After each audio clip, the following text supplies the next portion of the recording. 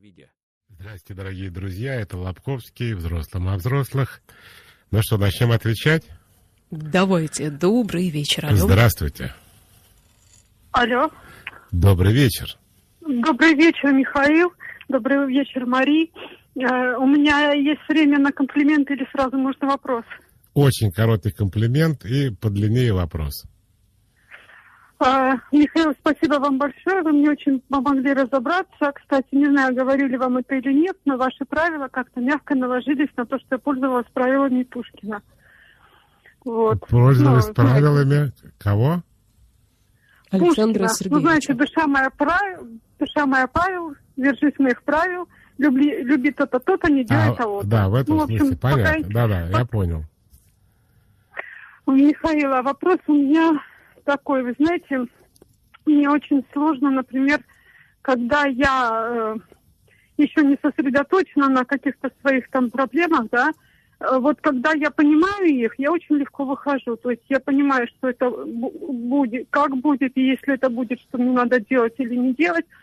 Если вот этого я не понимаю, я очень сильно гружусь, и я не могу выйти из этого состояния. Вы можете пример привести такой ситуации, где есть проблема, но вы не можете ее конкретизировать? Вы знаете, например, я совсем недавно поняла, что я с утра, когда просыпаюсь, и самое первое, это у меня еще либо у меня очень хорошее настроение, и все хорошо у меня, либо, знаете, я начинаю вспоминать, что там было год назад, 5 лет назад. И, кстати, я когда была маленькой, я жила с бабушкой, и вот у нее было точно такое же состояние. То есть она могла 3 дня подряд рассказывать именно мне о том, что вот кто-то что-то сделал, там касалось это мамы, родителей или там соседей. И я понимаю, что вот когда я открываю глаза, первое, что я ищу, вот что у меня было там когда-то давно-давно, понимаете? Вот когда я просыпаюсь... И я понял. То есть вы имеете в виду не в смысле у вас ностальгия, а в смысле обида, унижение, несправедливость. Об этом же речь идет, да? Да, вы знаете, я вот еще в таком состоянии, я начинаю искать то, что можно вспомнить плохое. А в чем ваш вопрос?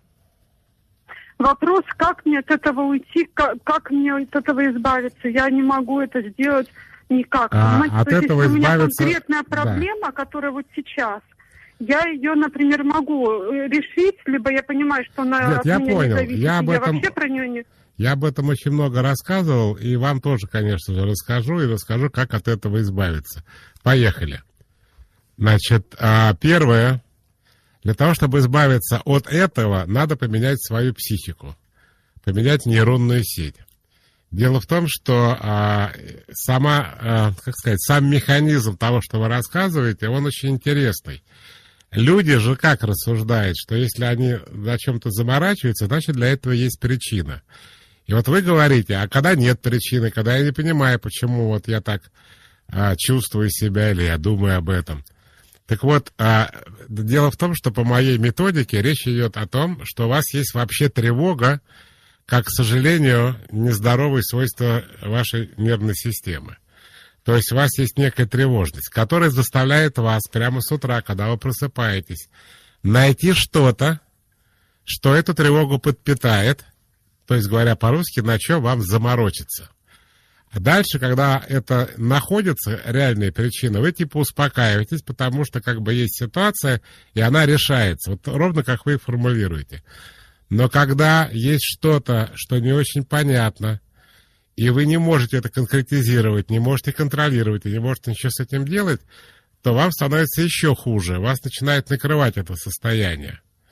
Так вот, речь идет о том, на самом деле, что и в случае конкретном, и в случае неконкретном, если это носит хронический характер, то это свойство психики. Конечно, у всех людей бывает реальная ситуация, реальные проблемы. Человек нормально, что об этом думает.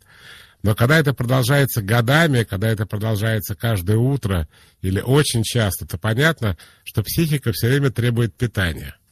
Питание невротического, питание, связанное с обидами, с унижениями, с несправедливостью и так далее. И вот для того, чтобы эту проблему решить, необходимо саму психику изменить, как бы избавляя ее от этой недоброкачественной опухоли под названием тревога, страхи, обиды, унижение, несправедливость и так далее. А 1, 2, 3 и 6 правила вам в помощь. 4, 5 пока не надо, это не такой тяжелый случай. 6 правило имеет отношение к 3, потому что сразу говорит то, что не нравится и только один раз, когда вы что-то говорите, а 6 правило, выясняя отношения, говори о себе. Ну, то есть используя местоимение первого лица. Когда вы с кем-то что-то обсуждаете, вы не говорите там, ты подонок, ты сволочь, ты плохо поступил со мной, или за что ты так со мной. Это все наезды и жалобы. Вы говорите, мне неприятно, я этого не хочу, меня это не устраивает, мне это не нравится и так далее. Вот если вы 1, 2, 3, 6 оно имеет отношение к 3 правилу, как вспомогательное, будете делать, то постепенно вас начнет отпускать, и вы будете просыпаться в хорошем настроении. Что, кстати, произошло и со мной. Потому что лет почти до 50 я тоже с утра просыпался. И сразу, что я хочу вам сказать, у меня был такой двойной удар. Я сразу думал о плохом и закуривал. Когда человек, курящий, думает, что когда они курят, то как-то они могут сосредоточиться или отвлечься. Это бред, конечно, полный, только усугубляет проблему. Сейчас я просыпаюсь в хорошем состоянии. Мне удалось свою психику поменять. Поехали дальше. Добрый день, мне 29 лет, а девушке 38. У нее есть ребенок, я ее люблю, но отношения подошли к этапу дальнейшего развития. Этого хочет девушка, а я не могу решиться. И тут встал вопрос о расставании. Я люблю и дальше пойти не могу. Как разобраться, что делать, спрашивает слушатель. Надо понять, почему вы не можете пойти дальше. Но, скорее всего, что мне приходит в голову, так как этот написанный текст, мы не можем вступить в диалог со слушателем, но, скорее всего, страх. У вас разница в возрасте 9 лет. Я правильно посчитал, Мария? Все верно. Вот. И вы боитесь, может быть, последствий. Может быть, независимо от возраста вашей подруги, вы вообще не готовы жить вместе. Вот это причина. Дело в том, что когда страха нету и других препятствий нету, и такие здоровые чувства у людей, то у них есть потребность жить вместе. Они же влюбленные, они друг друга любят, им хочется как можно больше видеться. Здесь получается странная ситуация. Вы я девушку люблю, но жить с ней я не готов. Вот эта неготовность вполне может быть связана со страхами. Ну и последнее, что я хочу здесь сказать, дать совет практически. Вы можете попробовать, объяснив, что вы не знаете, получится, не получится, чтобы девушка потом не была разочарована. Вы можете сказать, давай попробуем. Вы поживете какое-то время, если вы поймете, что у вас получается, вы будете двигаться дальше. Видимо, в сторону семьи и брака. Если вы поймете, что у вас не получается, вы скажете, к сожалению, так бывает, когда... Вы знаете мою любимую поговорку-загадку, Мария? Давайте. Висит груша, нельзя скушать. Вы помните, что это значит? Забываю каждый раз. Какое-то вытеснение у меня происходит. Груша повесилась. Бывает такая ситуация, когда человека любишь, а жить с ним не получается. Из-за характера, например. И так далее. Или невеста живет в квартире с престарелой мамой, а вы не готовы коротать так свою жизнь с любимой тещей. И так далее. Поэтому, если речь идет о страхе, вы можете просто попробовать без фанатизма. Поехали дальше. Добрый вечер. Алло, здравствуйте. Здравствуйте. Михаил, Мария, приветствую. У меня, кстати, бабушку звали Груня. Ее все ласково называли Груша. Прекратите шутить. Поговорку услышал лет, наверное, в 10. Так, слово. Да, Мария уже мне делает замечание, говорит, прекратите, Михаил шутит. Так. Да, я уже не первый раз эту поговорку слышу от вас. Но очень приятно было вспомнить детство веселое, безоблачное. Михаил, смотрите, у меня вопрос какой. Я недавно столкнулся с таким чувством, как брезгливость, точнее, не недавно, я просто недавно его начал осознавать. Брезгливость к людям. Причем к людям, к родным. К брату, к родителям. А что именно? Вы чем брезгуете? О чем речь идет? А знаете, буквально вообще какие-то мелочи. Начинаешь, допустим, за столом сидим, начинает кто-нибудь кушать, чавкает, прям как-то, хотя я понимаю, что я сам, в принципе, так же делаю, но меня это почему-то раздражает. Когда названивают мне постоянно, когда спрашивают... Но стоп, это не совсем брезгливость. А что это? Это уже раздражительность. Давайте я скажу, что такое брезгливость. Например, у меня куча родственников тоже, как и у вас. И недавно пришли ко мне братья с женами, с детьми и с внуками. Вот. И одна моя, значит, соответственно, внучатая племянница, которая очень такая брезгливая девочка. Значит, ей бабушка дает еду на тарелке, а большой палец находится в тарелке. Понимаете? Она несет не за одну тарелку, а придерживает сверху большим пальцем. Я понял. Ребенок не стал, ей говорит, я не буду это есть. Все охренели, конечно, когда это, во-первых, твоя бабка, которая тебя растила, а во-вторых, проблема-то в чем? Вот она палец положила в тарелку, и все, я есть не буду. Ребенку лет, сколько ей, 9-10, наверное.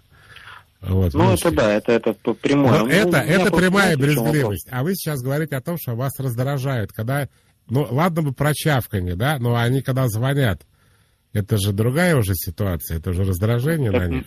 Так мне и самому, да, ну да, это, наверное, да, вы правы все-таки. Мне и самому, как бы, к этим людям, знаете, ну, хотя все ко мне прекрасно относятся, все очень хорошо меня у вас есть причина какая-то? Что-то произошло? Ну, причина какая-то была, может быть? Вообще нет. Ну, я просто, знаете, это к чему? Это просто к тому, чтобы вы понимали, про что я говорю. А я сейчас столкнулся с таким отношением к себе. С чьей стороны? Я вот со стороны супруги, к сожалению. И как она это выражает, и по какому поводу? Ну, так, если вкратце рассказать, то есть мы уже 6 лет женаты, у нас 2 детей. Она долгое время сидела в декрете, потом занялась, какими-то какой-то женской практикой, там, духовными семинарами какими-то. Ну, бог с ним. Как бы сидела, главное, отвлеклась от 4 стен, и слава богу, думал я. Потом это все переросло в какую-то одержимость. Она начала уезжать на несколько дней из дому. Я, говорит, поехал на семинар, мне надо денег. Там, дай мне 30 тысяч. Все, уехал в другой город. Сколько лет вашему младшему ребенку? 1,5. И ваша жена работать не собирается, да? Она это называет работой. Ну, то есть она развитием. Духовным развитием. Нет, духовное развитие за деньги. Вот когда за это будут платить, тогда это будет работой. Пока это развлечение. Это духовное развитие. Она это так называет. Так. Я пытался выяснить, в чем дело, что ты делаешь. Короче, там был момент, что мы с ней очень сильно поругались. Я перестал ей верить. Угу. Просто потому, что она начала от меня все скрывать, начала там блокировки на телефонах ставить, там даже вплоть до того, что просто берет телефон, ложит его экраном вниз, все время, когда дома. У нее 2-й телефон завелся. Она там везде поставила пароли, все от меня. Я спрашиваю, ты что делаешь, ты зачем так делаешь? Она говорит, я не хочу тебе это говорить, потому что ты перестанешь там мне интерес ко мне перестанешь. То есть она таким образом проявляет ко мне интерес. Ладно, попроявляла, все, мы как бы это обсудили. Я говорю, ладно, занимайся. Потом стало еще хуже. Потом она стала просто пропадать из связи. Допустим, уедет куда-нибудь, я знаю, что она уехала. Там, допустим, заболел у нас ребенок. Я говорю, приезжай домой. Она говорит, нет, я не могу, все, бросай трубку и занимается там опять своими делами. Я по этому поводу уже просто из себя, я не есть не могу. А в чем ваш вопрос? А вопрос у меня вот такой, что у меня такое ощущение, что она меня любит. Я ее, я ей доверяю. В плане, я ей не верю, а ей доверяю. То есть, когда мне объясняют, что она где-то там что-то делает, у меня, такое странное чувство, я не понимаю, верить или нет, пропускаю мимо ушей, стараюсь поверить, потому что мне от этого как-то более-менее спокойно становится. Потом вопрос у меня такой, у меня такое ощущение, что она ко мне как раз этим чувством раздраженности, потому что у меня ее вопрос как-то, я пытаюсь узнать, чем она занимается. Она говорит, занимайся чем-нибудь, хоть и не лезь ко мне. Я говорю, как так-то, у нас семья там, как мне обрести, избавиться, во-первых, от этого чувства раздражения в человеке. Вы знаете, нет, подождите, вы по отношению к ней, или чтобы вы ее не раздражали, от какого чувства хотите избавиться? У меня такое ощущение, что я ее начал раздражать, потому что я вижу эти знакомые нотки, когда Я понимаю, во-первых, самая большая проблема, когда люди сами себе не доверяют. В частности, доведение эти абьюзы, то, что люди любят на эту тему поговорить, от того, что человека доводят, ты сам виноват, все из-за тебя, я не могу тебе доверять, если я тебе покажу, ты ко мне будешь хуже относиться. Короче говоря, из вас дурака делают, но вы почему-то, вам спокойнее во все это верите, я правильно понимаю? Ну, типа того, наверное. Ну, вы придите завтра с бабой домой, а жена скажет, это что такое? Я не хочу об этом говорить, я думаю, ты будешь хуже ко мне относиться. Просто уйди в другую комнату. Вот так это выглядит, что ли? Я не понимаю. Это бред полный. В чем ваша проблема? Ваша проблема в том, что, вы думаете, что у вас все хорошо, это неправда, и, вы себе сами не доверяете. То есть, когда у вас появляются какие-то мысли или какие-то чувства, тут появляется жена и говорит, это вообще все не так, как ты думаешь. Просто я не хочу, чтобы ты ко мне хуже относился, поэтому у меня пароли, поэтому телефоны лежат, экрана вниз, поэтому я не отвечаю на звонки и так далее. А вас это все устраивает? Вы пока жену не трогайте, вы при себя спросите, вас это устраивает? Да нет, конечно. А зачем вы тогда так живете? Я вам звоню. Так зачем же вы все это терпите? Не надо людям другим лезть в голову. Я много раз об этом говорил. Себе в голову залезьте и спросите себя, меня это устраивает? Да, значит, живем дальше, нет. Значит, или жена, видимо, в сознание переходит, или она уже как бы и не жена. А как ее в сознание привести? Никак. Просто сказать, что меня это не устраивает. А вы не только с ней живете, вы еще и деньги даете. А она называет расход денег работой. Деньги — это когда деньги работают, когда к вам приходят деньги. Когда вы деньги отдаете, это не является. Такая странная, наверное, работа такая есть. Ну, она говорит, что она занимается благотворительностью. Да ради бога, заработай деньги, на них занимайся благотворительностью. Ну, на свои занимайся, не на чужие. Смотрите, может быть, меня многие не поймут. Я советский человек. Я родился в семье, где работают все. Я не знаю, мне не очень импонируют неработающие люди, которые к тому же не инвалиды. Мне это непонятно. Но это ваша жизнь, и вам надо решать, устраивает вас или нет. Но ориентироваться надо на свои чувства, а не на то, что говорит вам жена.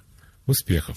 Поехали дальше, Мария, отвечать на вопросы. Поехали. Давайте телефонный звонок. Добрый вечер, алло. Здравствуйте. Алло. Здравствуйте. Алло, здравствуйте. Вот я долго ковал свою самооценку, повышал ее при помощи упражнений, при помощи правил и упражнений с расписанием. И мне кажется, достиг успехов.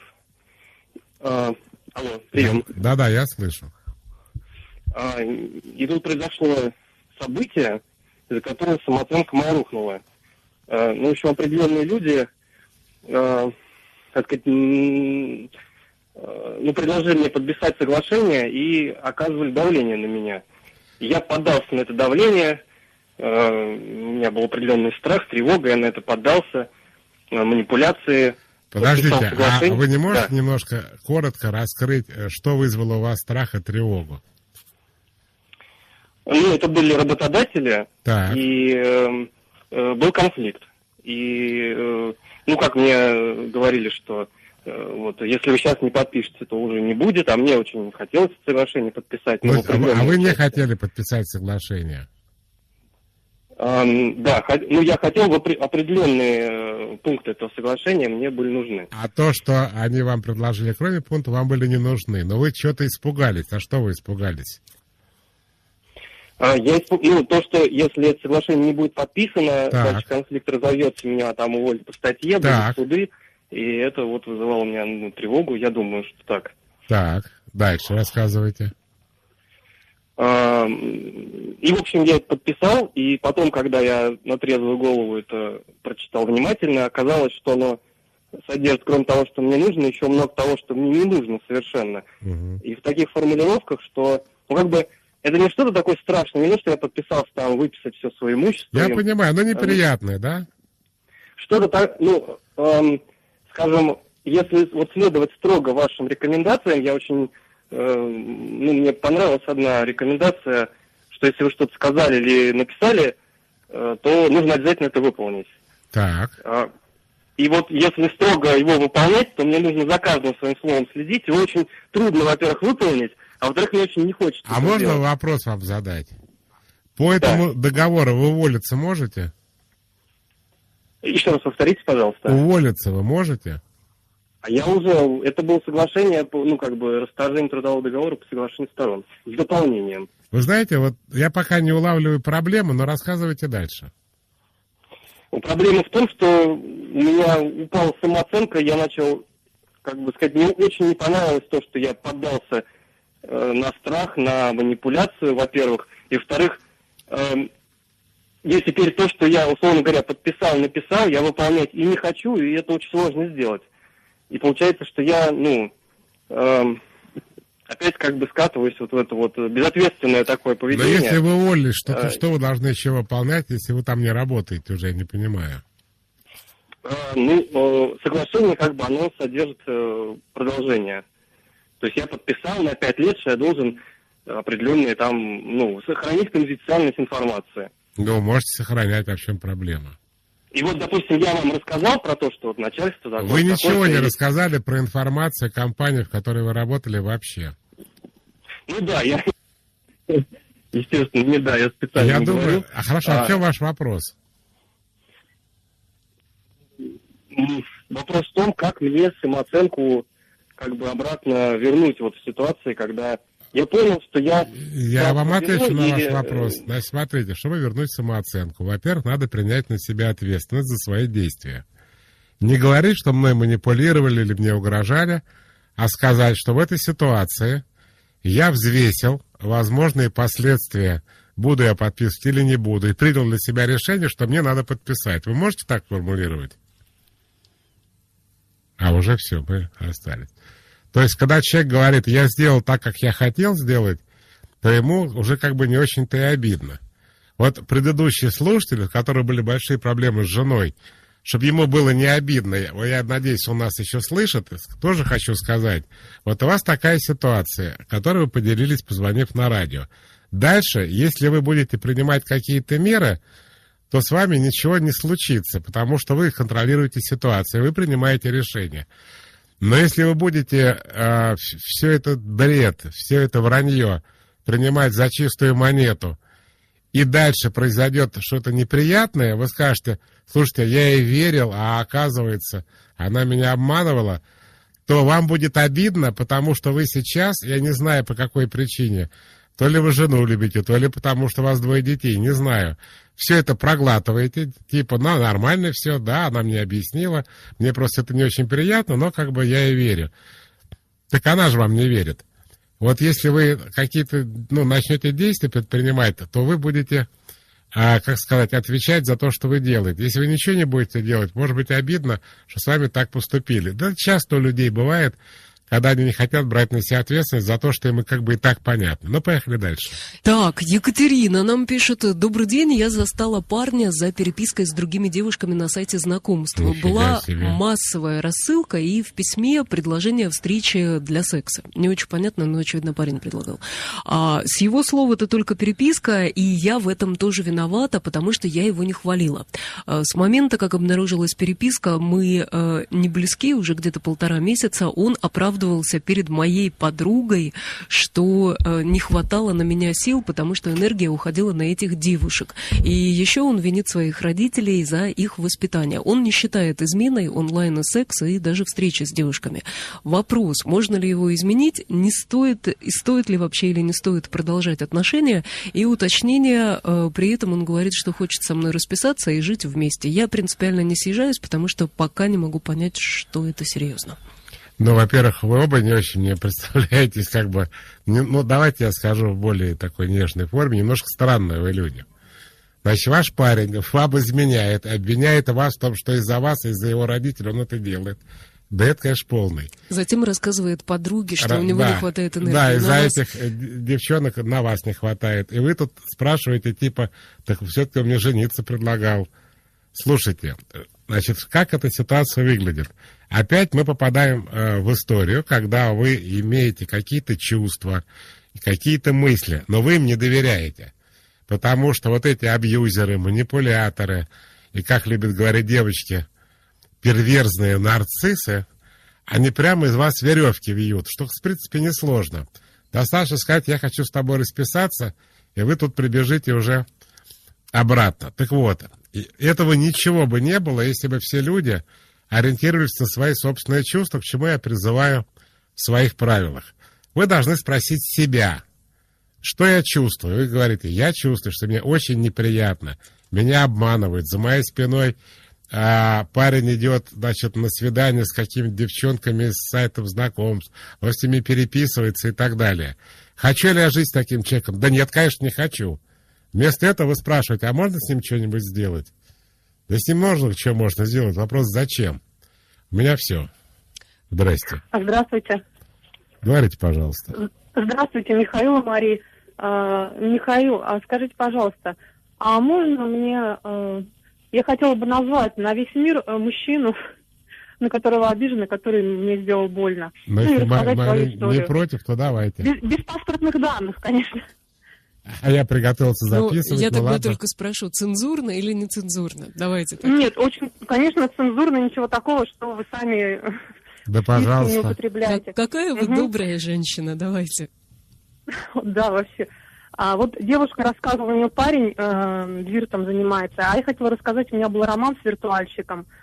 Парень из города Томска, меня зовут Юлия. Мужчину зовут Цихонин Федор Сергеевич, 91-го года рождения. Если его так реально Он зовут, да? нефтяник. Алло? Если это сериальное его имя. Нет, это настоящее его имя, он Так. Федор Сергеевич. Он вахтовик, нефтяник, работает в городе Кедровом. Если не врет, то он ведущий инженер, у него 4 бригады в подчинении. И как мы с ним познакомились?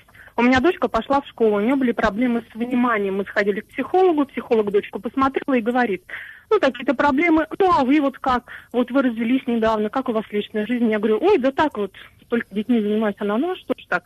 Мужчины, это же наши эмоции. Я думаю, специалист говорит, эмоции, мужчины. Зарегистрировалась на сайте знакомств. И в первую же неделю я познакомилась с таким прожженным виртуальщиком. И писал он мне, когда был на вахте. А в чем проблема с ним была? Для меня он показался невероятным красавцем. И я через пару переписок фотографий уже меня к нему тянуло дико. И он был со мной очень жесток, равнодушен, безразличен. Сливался, исчезал, использовал меня безраздельно для новизны, экспериментов в сексе. Так как парень мне нравился, я... В каком сексе? В виртуальном сексе? Как в сексе? Виртуально вы имеете в виду? Ну да. Да вы знаете, в принципе, вот я хотела у вас спросить. Вы с парня-то видели живьем? Очень даже глубоко. Вы парня живьем-то видели? Нет, мы так и не встретились ни разу. А что-то на сексом... Понятно. Хорошо, а в чем ваш вопрос? И каждый раз опять говорил, что мы обязательно встретимся. Конечно, а в чем ваш вопрос? Невыносимо, потому Алло. То есть он вас динамил, обещал, что встретитесь и... Алло? Да, вы как-то, когда говорите, вы слушаете, вы же в диалоге находитесь. Я спросил, в чем ваш вопрос? Да, повторите. Вопрос ваш в чем? Мой вопрос... Я просто хотела сказать, что в итоге был стресс, после которого я перестала спать. То есть вопроса не будет, да? Хочу услышать ваш комментарий. Хорошо. Комментирую. Алло. Который бы помог мне. Да, но есть еще маленький вопрос. Смотрите, вы вините его во всем, правильно, что вас использовали? Так вообще, что женщина вас не слышит. На линии, слушательница на линии. Алло? Так, на линии, но не слышит, я так понимаю. Нет, я слышу. Я вам задал вопрос. Нет, не без моего участия, конечно, как-то я вляпалась в это. Значит, в чем проблема людей, которые себя жалеют? Их проблема, вот сегодня это уже, по-моему, 5-й звонок на одну и ту же тему, в том, что они полностью снимают с себя всю ответственность за свои решения. Как это выглядит в настоящем звонке? Значит, в какой-то момент этот человек из города Томска начал вести себя не так, как нашей героине нравится. Кидал, динамил, использовал, экспериментировал. Она продолжала при этом с ним дальше общаться. Кому претензии? К себе. Но к себе же не хочется претензии. Это все он, негодяй, он меня использовал. Но когда это как бы разовая акция, то вас можно обмануть. Но когда вы в течение какого-то времени слушаете этот бред, вам обещают встретиться, не встречаются. Виртуальщики люди не совсем как бы нормальные в этом смысле. Они не для того общаются, чтобы встречаться.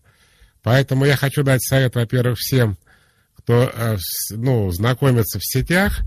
И в моем понимании взрослый половозрелый человек с устойчивой психикой говорит: привет, как дела? Хорошо. После этого он говорит: вот телефон, звони. После звонка, если ему все продолжает нравиться, говорит: давай встречаться. Все. Когда человек пытается дальше стучать пальцами по клавиатуре, до свидания. Потому что он виртуальщик, и он не собирается общаться. Но вы же не хотите на себя брать ответственность. Это все он, негодяй, подонок, а я жертва.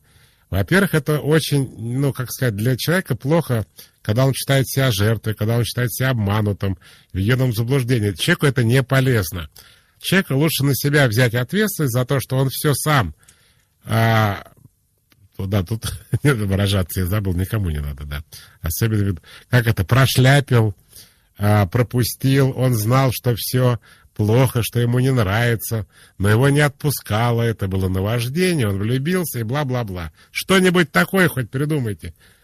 Но когда вы говорите, это все из-за него, он мне всю жизнь испортил, то вы как жертва, к сожалению, очень для себя ведете плохо.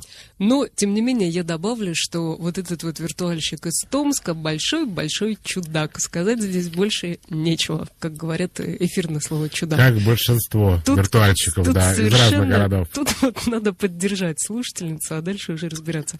Добрый вечер. Здрасте. Добрый вечер. Меня зовут Инна. Я была в депрессии больше года, причем в такой, когда хочется только лежать и спать. И уже больше года прошло сейчас. Я с помощью психиатра вышла с этого состояния, уже все показатели в норме. Я нормально засыпаю, нормально просыпаюсь, снова ухаживаю за собой, есть сила, энергия. Но вот что самое такое для меня сейчас оказалось сложное, Михаил, хотела попросить совет. За это время я привыкла и как-то настроила свою жизнь полностью дома и в отсутствии каких-то друзей. То есть за это время я со всеми перестала общаться. И не из-за того, что они отвернулись, а из-за того, что мне не хотелось. И сейчас до сих пор мне не хочется ни особо ни с кем общаться. И все время мне уютно дома. Но я не скажу, что я не активная, работаю онлайн, потому что я частный предприниматель. И хотела узнать, это после депрессии нормально, что не хочется как-то реагировать на внешний мир и больше реагировать на себя? Или это еще вам врач сказал, не до конца вышла? Да, вам врач сделал тестирование и сказал, что у вас депрессия закончилась, да? Вы уже не в депрессии. Я правильно понимаю? Не сказал, да, что она закончилась, потому что надо периодически еще проходить, рассказывать, как я себя чувствую. То есть сейчас она уже спадает, все. То есть, вот, давайте исходить, правильно, я понял ваш вопрос, давайте исходить из того, что ваша депрессия заканчивается. А когда она окончательно уйдет, вам захочется выйти на улицу, общаться с друзьями, скажете им, что, извините, я болел, простите, я не виновата, у меня была депрессия, а сейчас я готова общаться. То есть я вполне не исключаю, что ваше состояние, ваше желание находиться дома, ваше нежелание общаться с людьми говорит о том, что депрессия, она уходит, но до конца еще не ушла. Добрый вечер, алло.